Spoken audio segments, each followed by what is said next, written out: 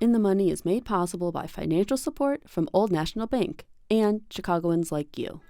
Thank you. Hello, welcome to In the Money. I am your host, Kimberly Loftus, a CPA and financial executive who today is financially secure, but was not always. In my community, the ones who made it often bear the responsibility of taking care of other family members in addition to their own kids and get all the requests for financial help or just to solve other people's problems, financial or not. For those of you who are responsible for the financial well-being of not only your own kids, but also other family members, you are known as a sandwich generation. I myself can identify as one of those people.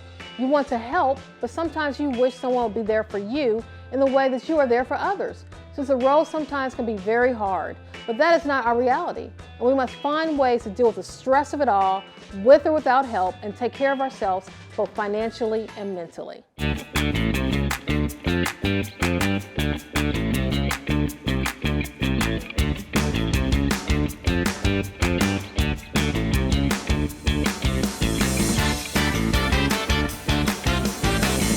Today in the living room, we have a guest who is part of the sandwich generation.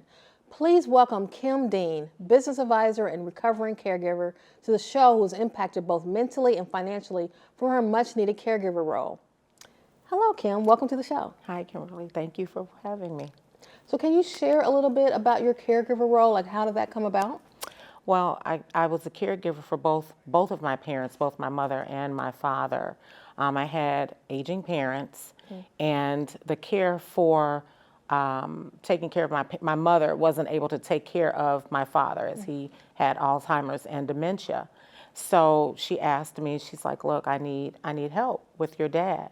And so I stepped up to the plate. I decided I was going to leave my home and move in with both of my parents to take care of them. So I did. So during the process of taking care of them, they both were ill at the same time. I ended up having to leave my job. So I was impacted financially because I had to leave my job to take care of both my mother and my father. So that was a 4-year journey. I was also still taking care of my daughter. Even though she was grown, I still had to, help her in some areas financially. So it was a little bit challenging because I wasn't working, but also still having the responsibility of caring for an entire household. So it was challenging.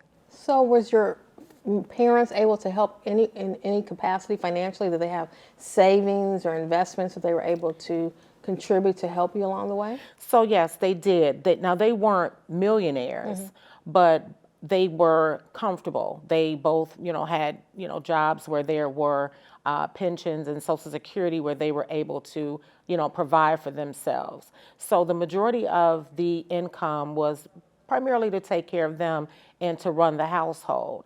And I was, still as a result, I wouldn't say that I was a benefactor of it, but there was some aspects of benefiting from being the caregiver that I was able to financially, assist. Now, historically, caregivers, even if you're external party or family member, there's usually not a lot of money paid for that role, even though it's an important role. Yeah. So how did you support yourself? Because you had to, you had to leave your one household, move into another household, but I'm sure you still had expenses related to that household, either at the time that you had to exit or continuing. I mean, how did you balance all of that? So what happened was I was able to become my father's caregiver, and that was a role that I was able to be paid. So I was a paid caregiver to take care of my father because he was a veteran. And so through the Veteran Affairs, I was able to take care of myself because I was a caregiver for him. So that's how, it was a stipend, you could say. It wasn't anything that I would say, like, now I wouldn't be able to take care of myself. It wouldn't be a sustainable wage if, I had to take care or run a household by myself. It wouldn't be anything that I could do to take care of independently. Now, how did you even know to go that route? Because a lot of people don't even know that's available. Exactly. So the conversation, just talking to people, networking, and I had a conversation with the young lady I was working out with, and she was like, I think I'm able to help you. I think I can help you to get some benefits for you that would also help, your father. And that's how I was able to, find out that this benefit was actually available to me. And so I think it's important as caregivers that we do talk about it. I think a lot of times we want to shun ourselves. We don't want to talk about it because we're ashamed that we're in this particular role. But I think it's important that you have a support system and you talk about what your needs are. So that's how I was able to find out. So in your situation, it looks like you had some assistance from the government because your father was a veteran, but you're able to get that stipend, and your family has some generational wealth, not making them millionaires, but something they can contribute to also help take care of them. Right. But from the mental aspect, and then also from your own financial trajectory, meaning your own future was impacted. So how did that impact you being able to have to leave your job or your career? And, of course, you want to take care of your family members, but that stagnates you from a financial perspective. Oh, for sure. So how did that impact you from that angle? Certainly. I don't think I really thought much about it until it became year 2, and then it became year 3. And then I looked up and it was 4 years.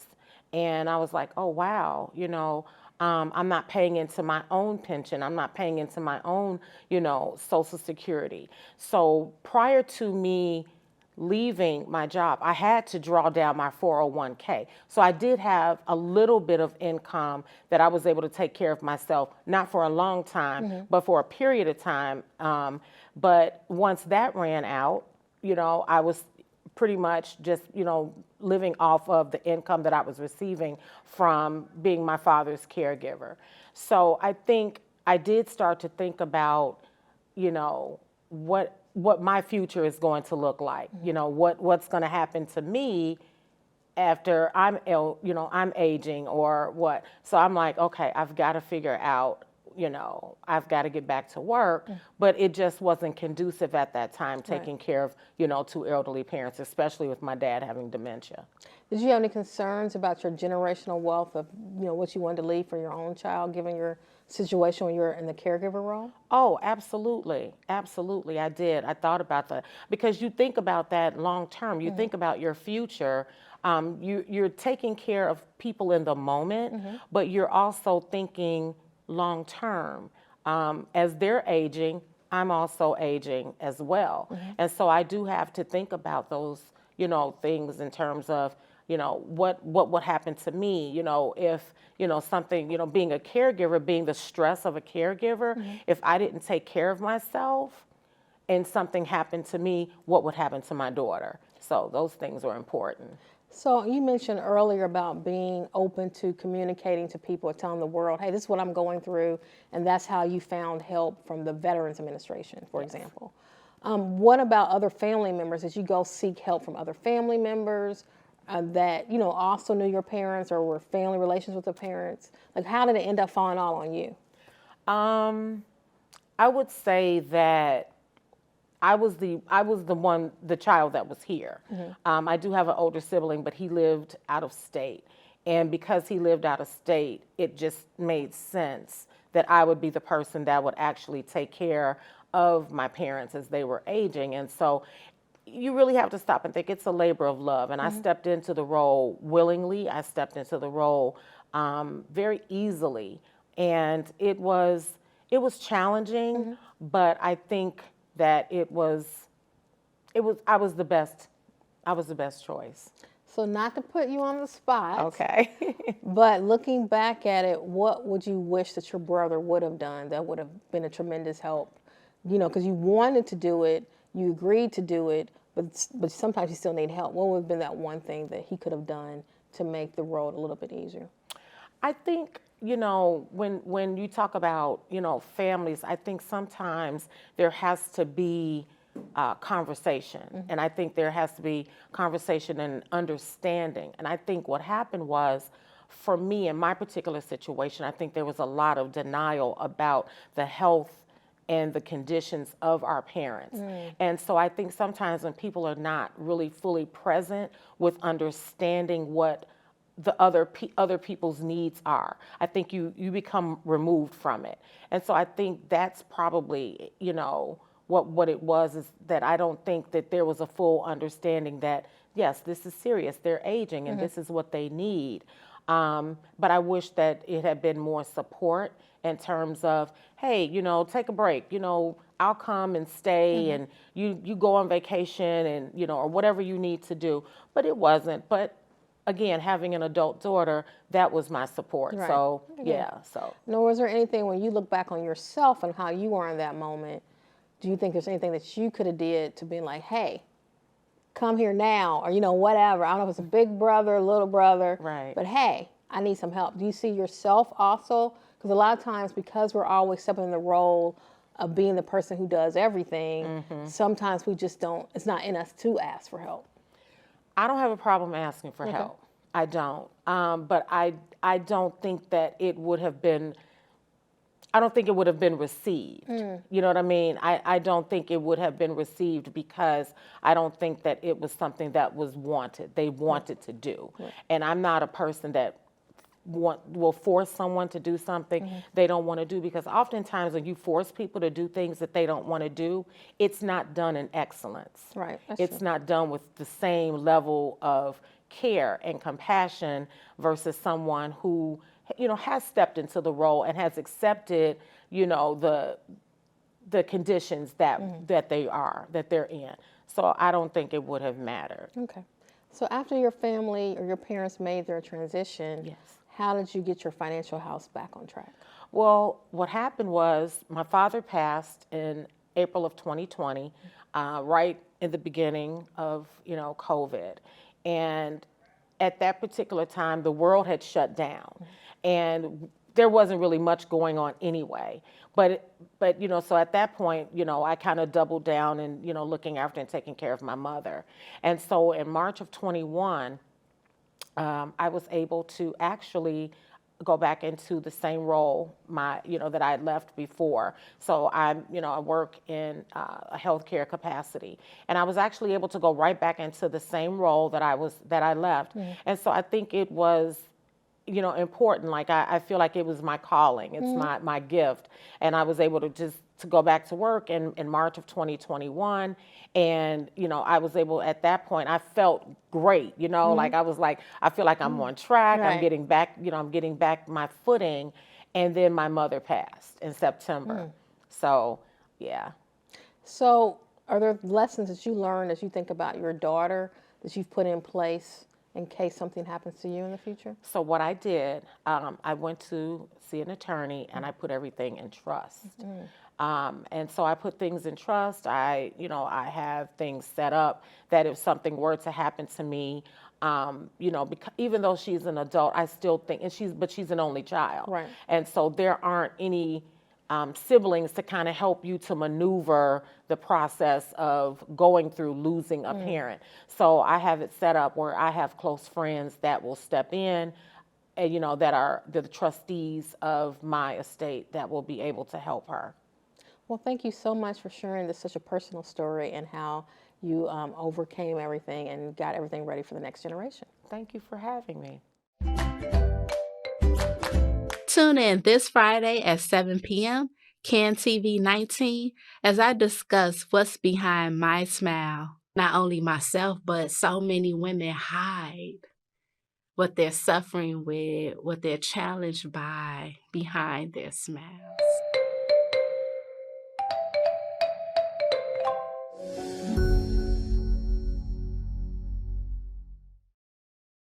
As we heard from Kim, caregiving is hard, but with the right support, it doesn't always have to be such a burden.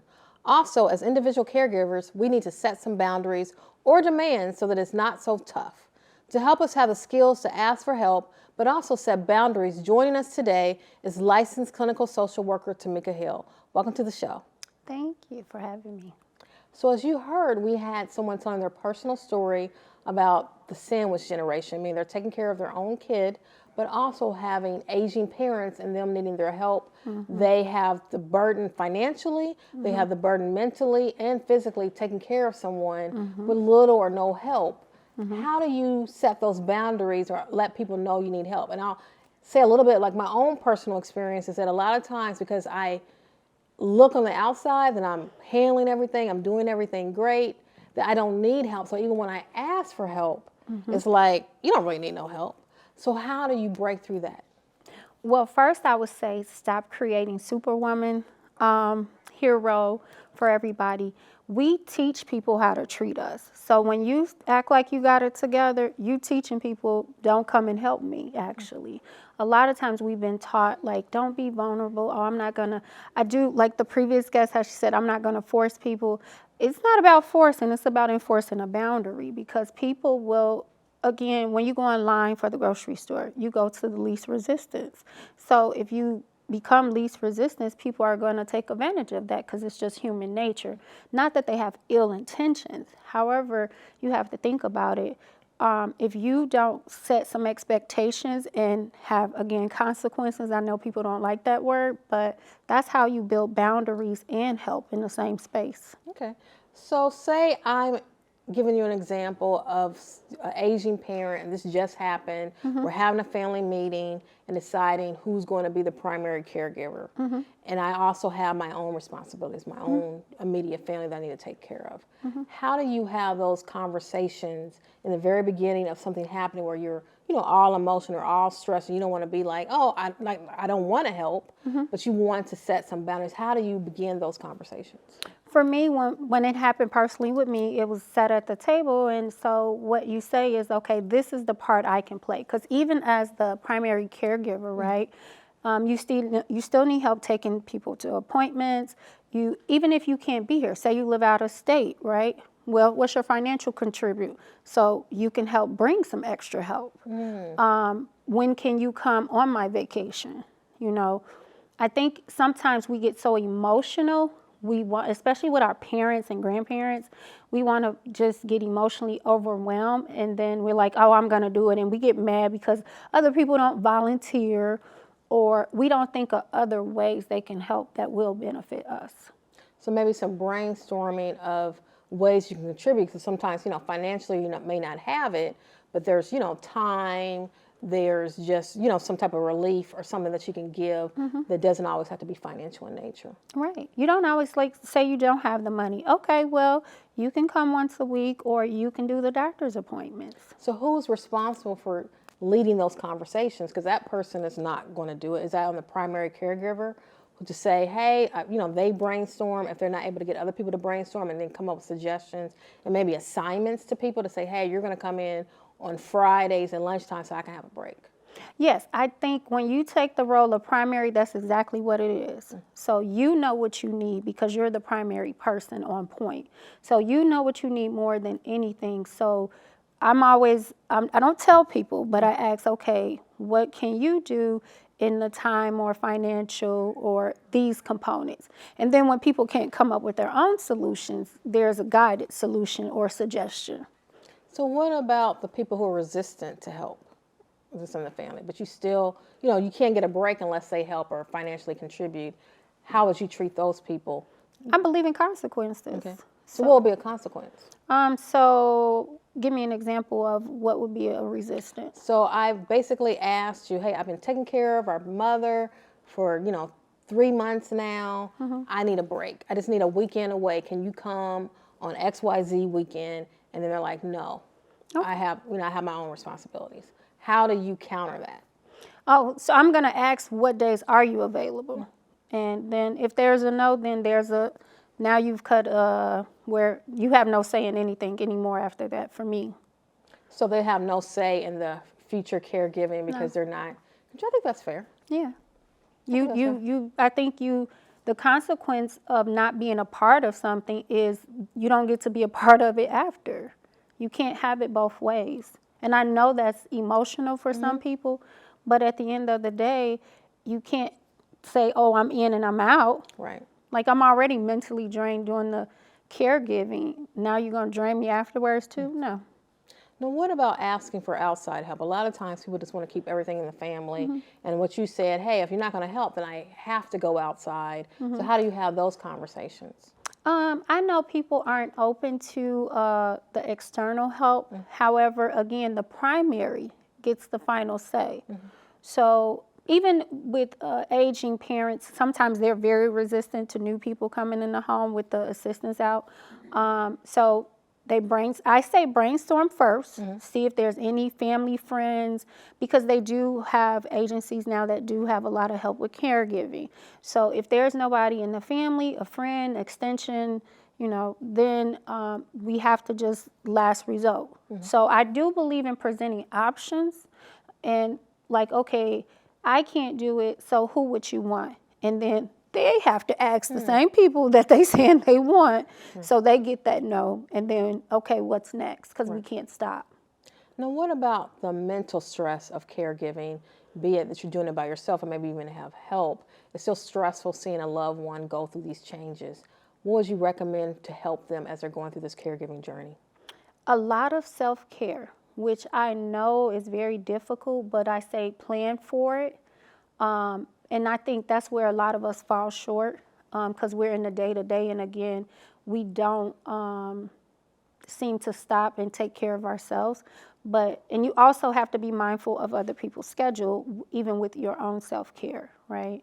So I would definitely say, hey, even if it's only a day out of the month because you live there, go get a hotel room and ask, okay, can such and such stay? Or just different things that you can do to actually unplug. And even if you're in the house and you can't get away, because dementia and Alzheimer's are very difficult to deal with.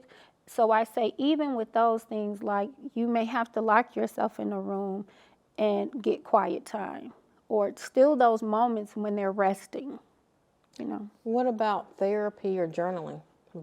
Oh yes, therapy is definite for me. And a lot of people will say, I can't get out to therapy. Well, it's virtual now. What's your excuse? You can do it on phone, Journaling definitely helps. I do think an outlet of like emotionally letting your emotions out of your head and out of your mind and getting them on paper helps release them. So a lot of times we talk about the stress angle. What about the anger or the resentment? You want to help, you feel like it's your role and you love caregiving because, if that's your parents, you want to caregive. But, there might be some resentment there because, you basically had to put your life on hold and be that person. How do you deal with that? I always say you're only really angry when nobody's helping. I think when you feel like you're alone, but then I also have to challenge the person back.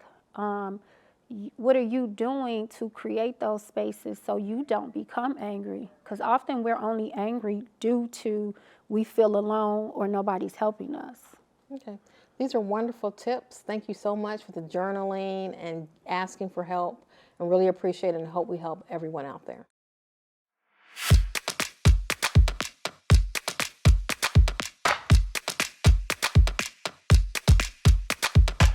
Hi, I'm Corey Timms, host of In My Own Words. Tune in this Friday at 7:30 p.m. on Channel 19 as we hear the personal journeys of some of Chicago's most influential leaders.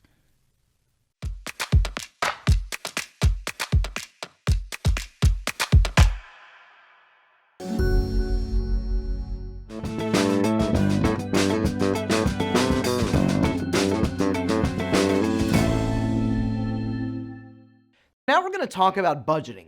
Budgeting 101. What I'm going to teach you today is I really want you to think about how to budget like a boss.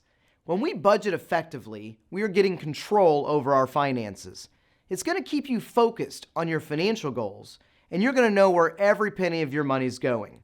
It's going to help you save for unexpected and expected expenses in life, and it's really going to show you how to save money. I can just tell you that everyone should be working on a budget. A budget is something that really gets you in control of your money, and the more and quickly you use this, it's really going to help you obtain those things in life that you want. So let me first define what is a budget. Essentially, a budget is a spending plan. It's going to have your money coming in and money going out, and the whole point is to have more money coming in than going out. So conceptually, the process sounds simple. But when I survey people across all the areas that I work, I say if it is so simple by definition, why are so many people not using a budget? Now, some people might say, I don't have the time or I just don't know how. But the biggest reason that I get why people tell me that they don't budget is simply because if they put items on paper of their expenses and their income, most likely it's going to show them that they may have to change the way that they live. And people don't like change. How do we develop a budget?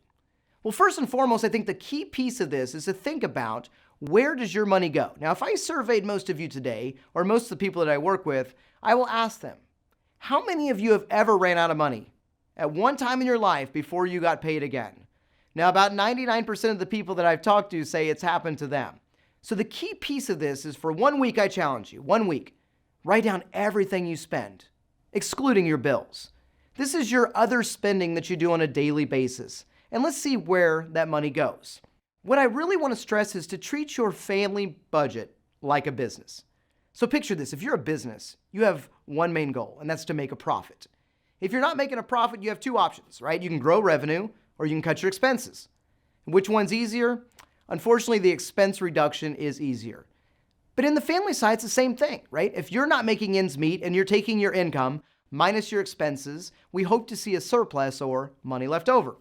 If we don't, we have two options. We can grow revenue, which means find a second job, a third job, or maybe even a job that pays more money. Or we can cut our expenses. And I know we don't like to cut expenses, but we sometimes have to take a harsh look at exactly where our money is going.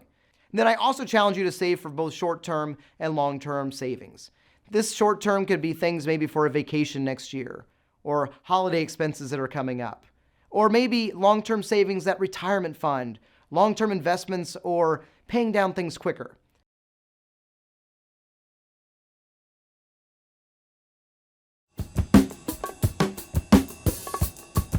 Hi, I'm Tawana Streeter, host of DIY DEI.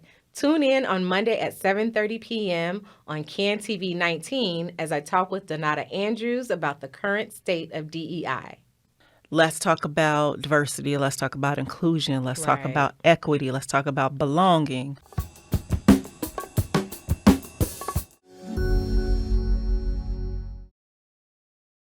As we heard from both guests today, being a caregiver impacts you both financially and mentally. Emotionally, you will be spent, and financially, you are putting your own family on a rocky footing.